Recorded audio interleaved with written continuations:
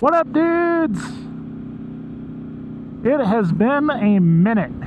I've recorded like 2 videos prior to this, and I haven't posted them simply because I don't know. I kind of ran into that like writer's block thing that like, you know, people writing novels and stuff run into, where I just couldn't figure out like what I was trying to say or talk about, and oh shit. My microphone just came loose. Whoops! Hang on. Gonna have to pause here for a second. That's the first time I've had that happen. Note to self, make sure the microphone is in the right space. Okay, so anyway, I ran into writer's block, and I just couldn't really think of anything like useful to talk about. And I just kept kind of rambling about the same shit over and over and over again. So, we're going to start off with something completely fresh. Why is it, and maybe somebody can talk in the comments or, you know, respond. Why is it that when you're trying to sell something, you get people that are like, oh yeah, I'm 5 minutes away, I'll be right there. And then they straight up don't show.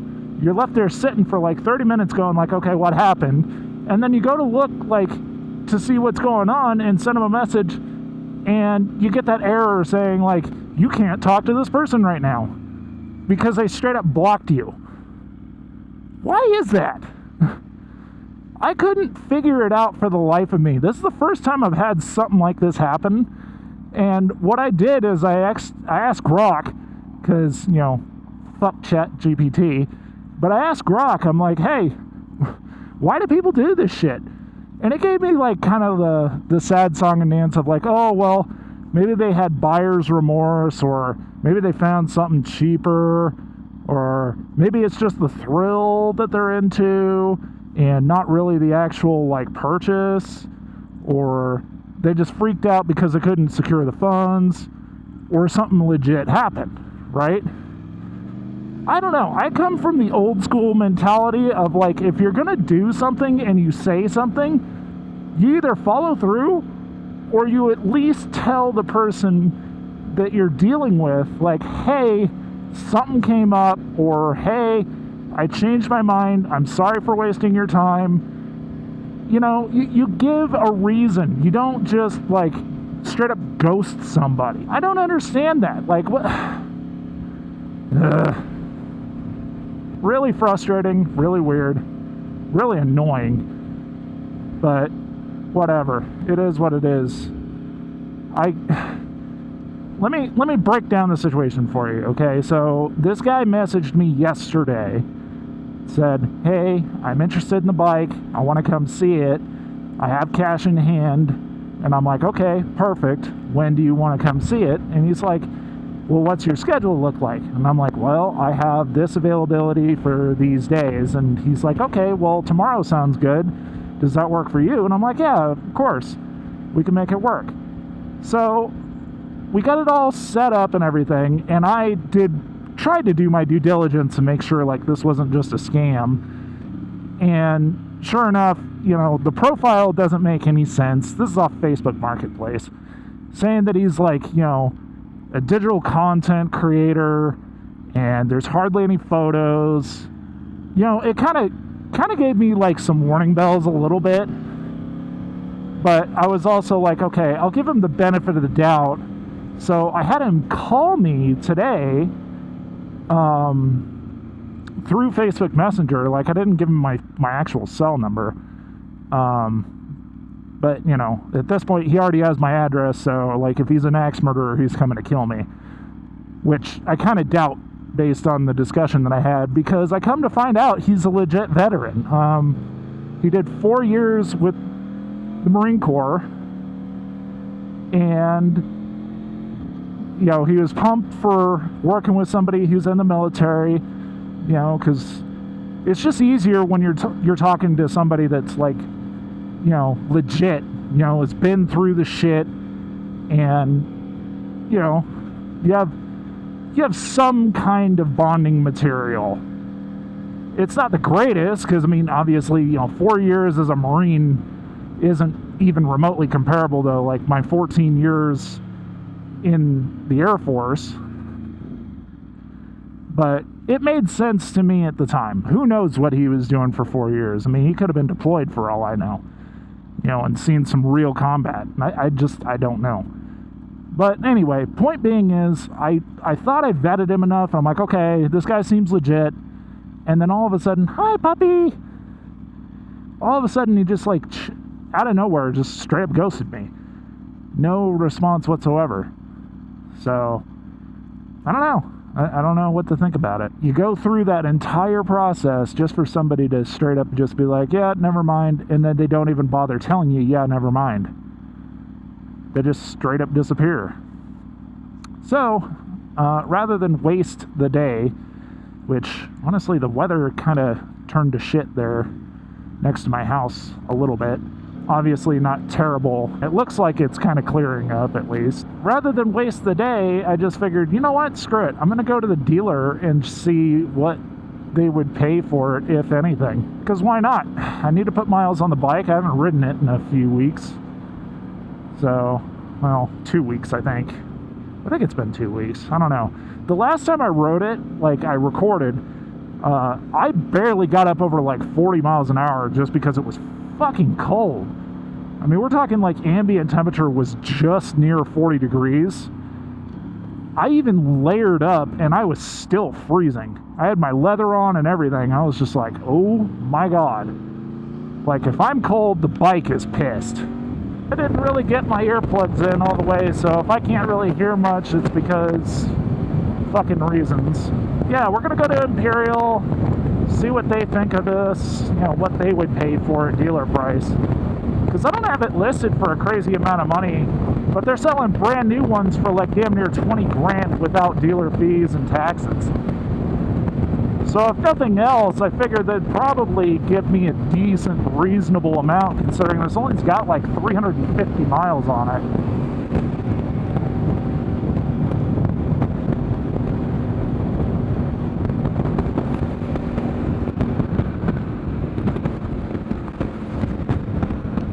Hi guys, nice wave, or lack thereof.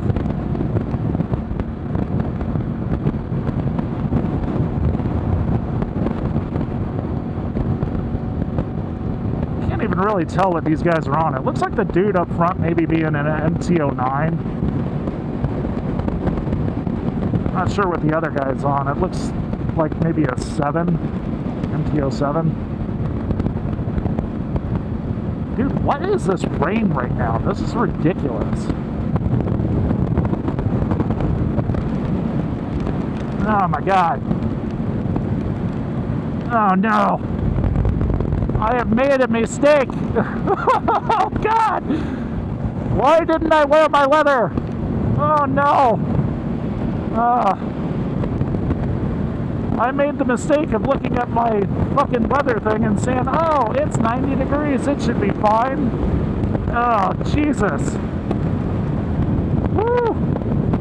I'm getting blown all over the place. Oh, this weather's dumb. Interesting design flaw, too. Look at this. It's got like water pooling up on the backside of the windscreen. What kind of goofy shit is that? I would set the cruise control, but honestly, with the wind being as thick as it is right now, like, I feel like I'm just riding through a fruitcake.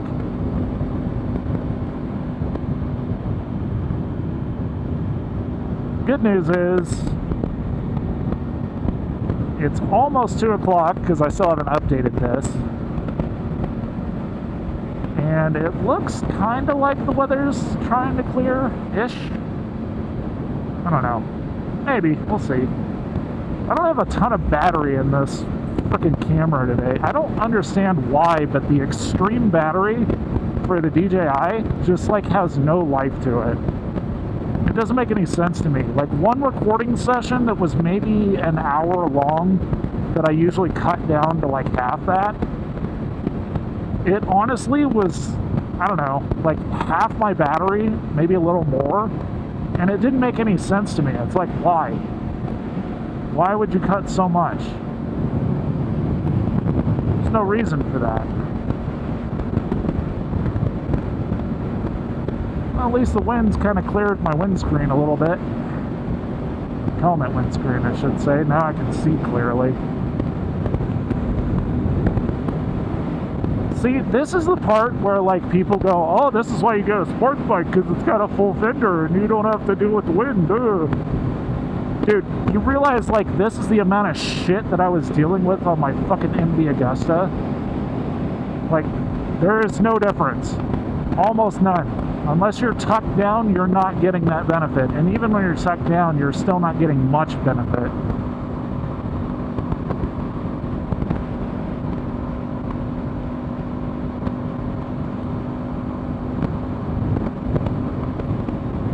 These guys are definitely talking on Cardo. Looks like dad and son, maybe? I don't know. So I've been doing some thinking, and supposedly BMW is going to be releasing the M2 XDrive here pretty soon. At least that's the plan anyway. And I don't know what the hell the price tag is going to be on it. My guess is it's probably going to be like, you know, a $2,000 upcharge or something like that over the base M2. Hopefully it's around that. If it's more than that, then it's not going to make much sense. But essentially, aside from the fact that it's obviously getting XDrive, it doesn't sound like they're going to change the power figures at all. It's basically just going to be the same. But it is going to get the new M-Ignite technology on the engine. So if you haven't been paying attention or you don't really care, here's the too long didn't read version. Essentially what BMW did is they doubled up the amount of spark plugs per cylinder. They have a new chamber design for the secondary spark plugs, and they only work basically during like high load, high RPM. And the idea is it's a more complete and efficient like combustion process. So like the engine fires the cylinder, and then if it's at high RPM, high load, then this spark plug, which is like located basically over the center, ignites, and it creates a much more efficient clean burn compared to the standard spark plug, which is like a side injection. And the side injector is more meant for like low RPM, economical use, things like that. So, in effect, what they've done is they've changed the sound characteristics of the engine through a secondary burn at high load. And the beauty is this new tech basically means that it should be way more fuel efficient. The bitch, obviously, is the fact that it has twice as many spark plugs as it would, you know, on the standard S58. Twice as many fucking coil packs. So in terms of like tuning and trying to like get the most out of the motor, BMW's like more or less done that themselves without raising the power. Yeah, and like aftermarket tuning is going to take a long time to figure out on this engine, I think.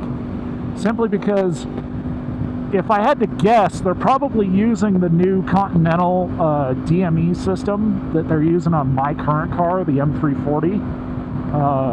2025 Plus got a new DME ECU system through Continental to control the secondary port injection for, you know, extra fuel efficiency and all that shit. But what they did is they have like this new digital sense system that it calibrates the engine and the tuning and everything based off of torque demand. It doesn't calibrate it like traditionally like a normal car would run. Like 2024 and back, they all run like standard tuning parameters off a Bosch ECU. This uses a totally new like software language, which is why it's taking so long for them to figure out how to actually unlock the new DME and tune them. Carbon, like Steve Dinan from Carbon is supposedly working on an unlock for it. primarily because he's got like direct access to, you know, BMW's fucking back door, basically trying to figure out like how it all works. It'll be interesting to see how he ends up applying it though, while still maintaining like a factory warranty. Because as of right now, they have like a piggyback system like Dynan, his former company, and JB4 has. And it raises like 50 some odd horsepower. It's nothing to sneeze at, but it's still expensive. I mean, we're talking like a little over $1,000 basically for a piggyback system, versus, you know, like an unlock will get you like the endless amounts of tuning possibilities on an older platform, and like a standard map would maybe run you like $200, $300, something like that. So I don't know, it's going to be interesting to see how all that plays out. My assumption is we probably still won't be seeing anything for those cars for a little while, just because, you know, they're still working on it and it's still relatively early in the Gen 3 B58 world. But as far as the M-Ignite goes with the newer version in the S58, that's going to take a while. There's no doubt about it.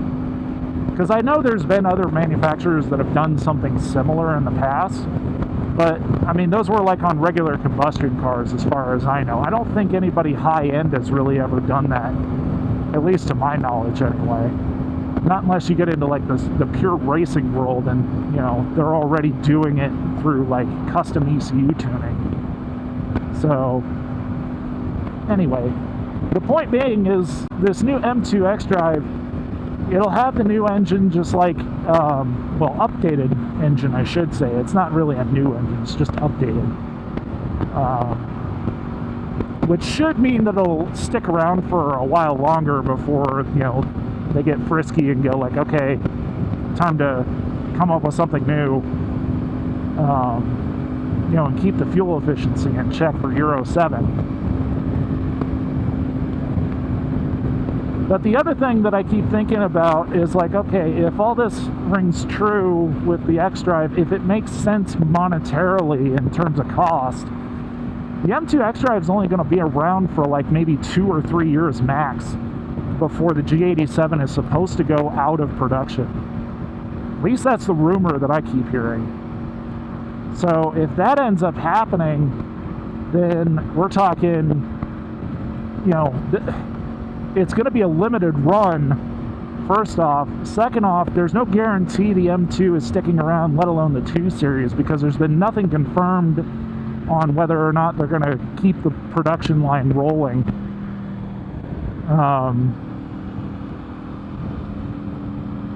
My biggest question, though, is going to be what the price tag is, because depending upon what that is, I think it's going to be worth getting. I already put my name on the wait list to build one, but I'm not necessarily committed to it. So I didn't put anything down, obviously. I'm on a wait list basically to be notified of when I can like go and build one. And depending upon how much it is, I might just do it, just because, I mean, like, that might be the ultimate M car for this generation. Because after this, you know, we're talking about the new M3 is going to be technically part of the new class, new E-class, whatever the hell they call it. But it's, so the combustion version is still on the old CLAR platform, whereas the IM3, the electric one, is going to be on the whole new class chassis components. Even though they're supposed to be like remarkably similar to each other, like they're basically supposed to look very, very similar apart from some subtle design styling cues. I mean, they're going to be on two completely different platforms, and supposedly the price isn't going to be that different between the two. So it's literally just going to be down to personal choice whether you want electric or gas powered. But again, we're talking about a totally new era of M cars that are coming out in pretty short order. And there's no guarantee of the M2 even being a future model at this point. So I would rather get in line to own potentially one of the last M2s ever, especially with XDrive, so that I can use it every single day when it snows and stuff, than be, pigeonholed into trying to obtain something that's going to retain its value after it's been bought by someone else because they aren't making them anymore, if that makes sense. Plus, I think, like damn near 500 horsepower twin turbo inline 6 with the latest in ignition tech under warranty. I mean, that all sounds like a winner to me. It's not like the S58s really had a ton of issues. It's virtually one of the most reliable M engines they've ever made. And that's saying a lot because they've made quite a few S variants of engines over the years. But ultimately, there hasn't really been one that hasn't had any issues, like, over the years. For instance, S55 is a great example. It's, one of the most recent ones, and they're starting to discover all kinds of weird things with that. Well, I mean, they've been discovering things with that for years now, but honestly, I'm just kind of at that stage where it's time to put up or shut up on a car that I want to hold on to. I was planning on it being this M340, but at the same time, if I can still reasonably make an M2 work because it fits my lifestyle a little better, then why wouldn't I do that? That just seems to make more sense to me. So, I don't know, we'll see. Kind of annoying that I got dumped. Well, ditched, I guess, is the correct terminology for a guy that should have showed up and never did.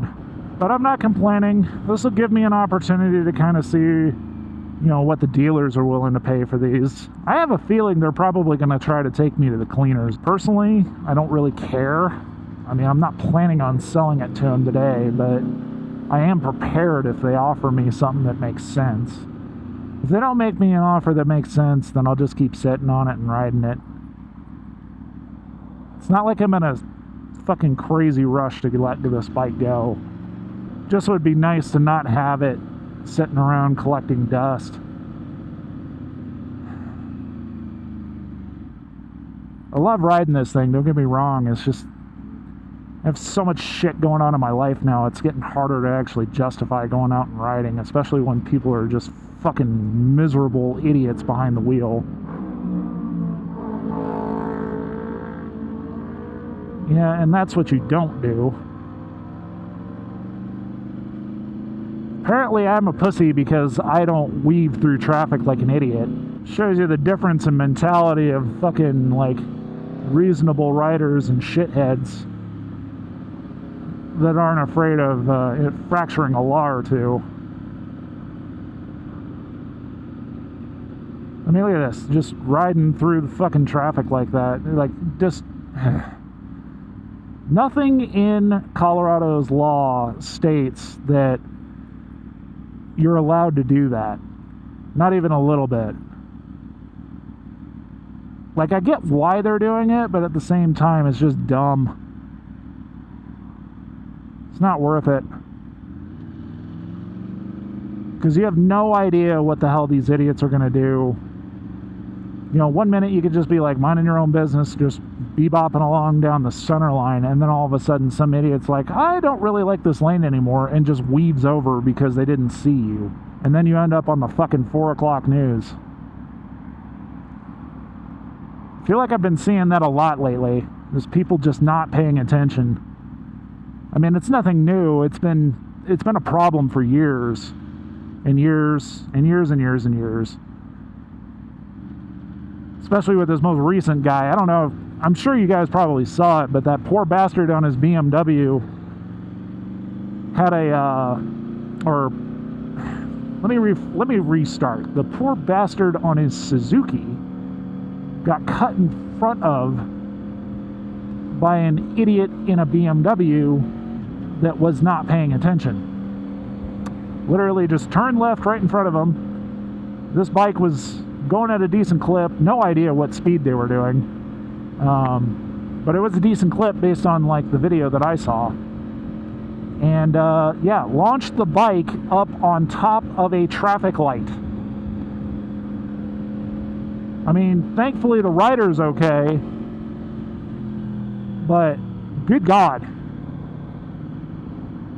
How do you send a motorcycle like that in such a way over a car's hood to basically hang off of a fucking streetlight?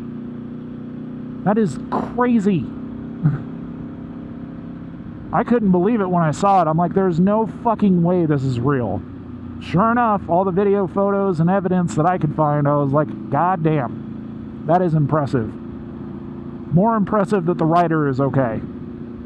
Other than, you know, some non-life-threatening injuries, just some bumps and bruises from what I was able to find out at least. But again, that just goes to show you wear your fucking gear, because you have no idea what's going to happen when you're riding. The few times that I've been out without my pants on, just my jacket, my helmet, my gloves, and my boots, and then wearing like normal jeans, has actually freaked me out. Like, just from a personal protective standpoint. I mean, I wasn't going far, thankfully, so it made it easier on me. And I'm sure there's going to be comments going like, dude, those pants are going to save you. It's like, yeah, but have you seen what standard jeans look like after like 2 seconds from a 30-mile-an-hour slide? No. It's like Squid Moto, whatever the hell his tag is. It's like he's putting on his riding hoodies now. It's like a lot of you act like you've basically never slid on your elbow before. And it's true. A lot of riders literally just, you know, they ride thinking like, oh, I'm invincible. And all it takes is one, dude. All it takes is one. That's it. This thing is cooking. I feel the radiator fan is just blowing heat at me right now while I'm sitting here. I don't know what the ambient temp is. It's close to 90. But it's hot. This bike does not like sitting still. It doesn't help any that they put the fucking catalytic converter underneath the motor. Would have made more sense if they'd fucking put it in the exhaust pipe. Oh wait, they did that before and then they changed it. So dumb. I know they did it for emissions purposes, but honestly, Aprilia needs to chill out with a lot of their fucking, like, emissions related shit. I know they're doing it because of European 7 and, like, all the stupid rules that they keep putting out. But honestly, like, these emissions regs are just making vehicles worse and worse.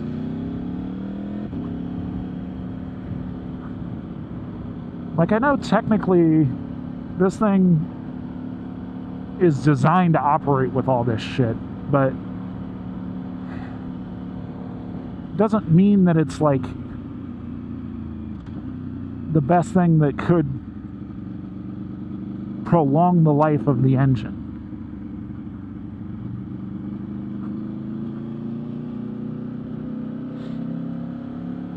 Alright, we are almost here. It'll be interesting to see how much battery I have left, or if this thing just shut off. Depending upon how my battery looks, I may or may not be back. We'll see. I may have already shut off by now. Who knows?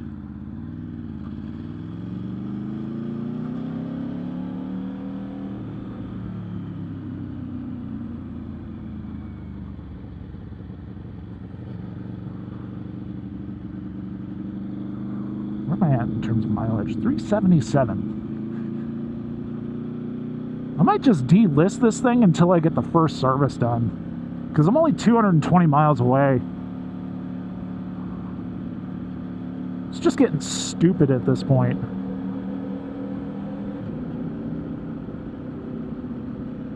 I think that's honestly what's turning a lot of people off, is like, oh, it hasn't had its first service yet. I don't know if it's actually, like, if it's broken or not. I'm like, fuck off.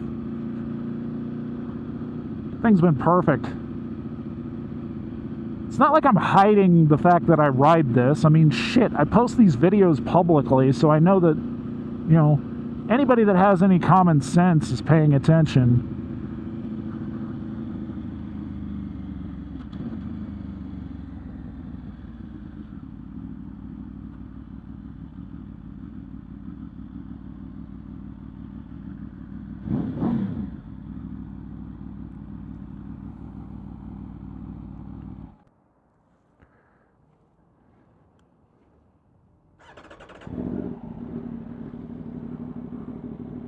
Alright guys, welcome back. I've got like 11% battery, so this is going to go quick.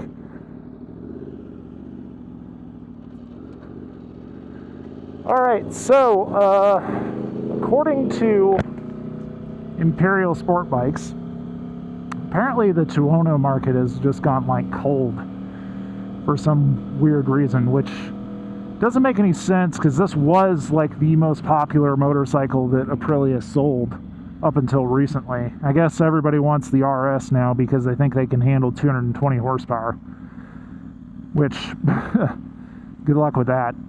But I guess power figures sell. So here's the kicker. They want to offer me $15,500 for a bike that I paid basically like $17,500 for. So $2,000 off of what I paid for it in September. Not terrible, but also not great. Realistically, I was kind of hoping they'd be around like $16,500. Because if they were, then I would have been like, okay, this is worth it just from the standpoint of like, I don't have to put up with fucking selling it private party. But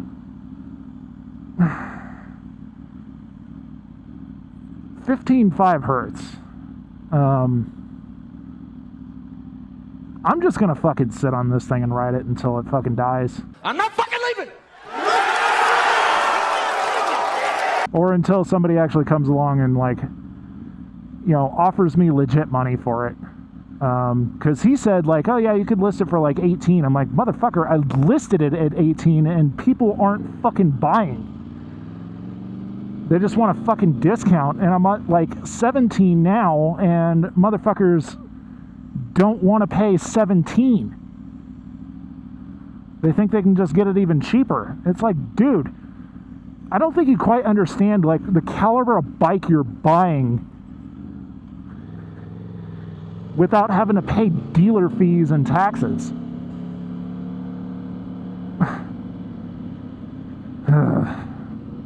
I guess some people would rather just like buy from a dealer just because they get that warm fuzzy that the dealer isn't screwing them over, even though he literally told me, he's like, we probably wouldn't have to do shit to your bike other than like just some basic cleaning. Like we would probably just sell it as is because it's so good. I mean, his words, not mine. I'm literally like, I had no idea where I was sitting with this thing up until now. And now that I know, I'm like, so what the fuck is preventing people from buying mine? I don't understand. It doesn't make any sense. It really doesn't. So, regardless, I'm obviously going to let the wife know that they basically wanted to steal it. Because she was curious more than I was what they would pay, and now that I know, I'm legit like, no way. I get that they're trying to help me out because originally they wanted to just give me $14,500, and I'm like, dude, are you kidding? There's no way. At least they came up to $15,500, but at the same time, it's like, fuck, man. good luck finding one this clean that like has just light miles on it, that has literally never seen past like 7,000 RPM. These guys literally looked at me shocked. They're like, you haven't gone up into the upper RPMs? I'm like, dude, the fucking factory break-in says not to go any further. And they're like, yeah, that's true. And they're like, have you ever experienced the bike at full RPM? I'm like, yeah, I test rode your guys' bike and it fucking just like screamed up there at 11,000. It was awesome. That's the whole reason I bought it.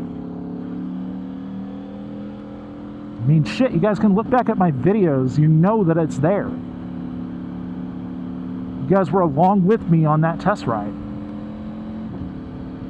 So anyway, this video is probably going to get cut short simply because I have like no battery left. So I have no idea when it's going to cut out. So we're going to keep rolling, but I'm going to give the outro here. Let me know what you guys think, what I should do. Personally, I think I'm going to... That's the first Waymo I've seen. Sorry, squirrel. Let me know what you guys would do in this situation. Personally, I'm not getting rid of it for anything less than 17. There's no way. I will ride this thing until it fucking falls apart before that happens. No way in hell. This bike's too damn good to let go for that low of a price tag. I understand what they're trying to do, and they're trying to do right by me to a certain degree. And they obviously still got to make money. But the thing that they're worried about is the fact that they're sitting on brand new ones that just haven't moved. And they're like, well, it's an older bike now. And I'm like, yeah, because it doesn't have the fucking stupid purple zebra thing. But it's literally the exact same bike.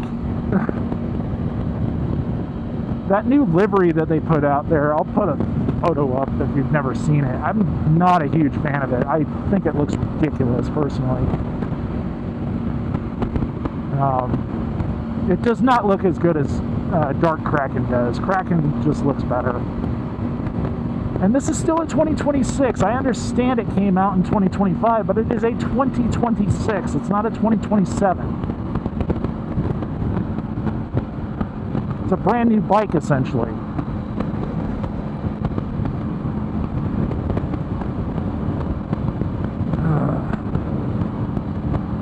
They're like, don't do anything stupid on it if you do consider to sell it. And I'm like, what kind of question or statement is that? Like, I don't do anything stupid on any bike that I own.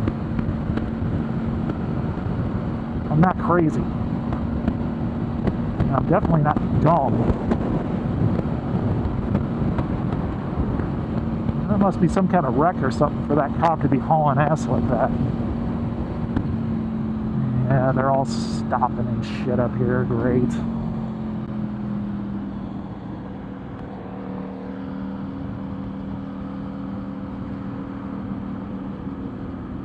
I don't think I turned on my rear tail light.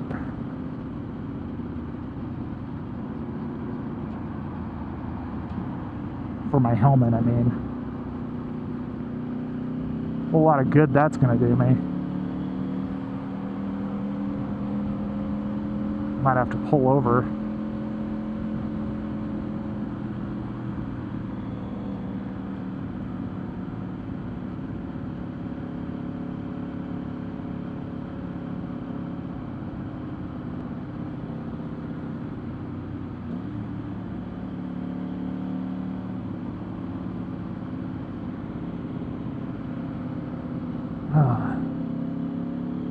Anyway, thanks for riding along with me today, guys. If we don't get a chance to really finish up properly, this is my outro, and I will catch you guys next time.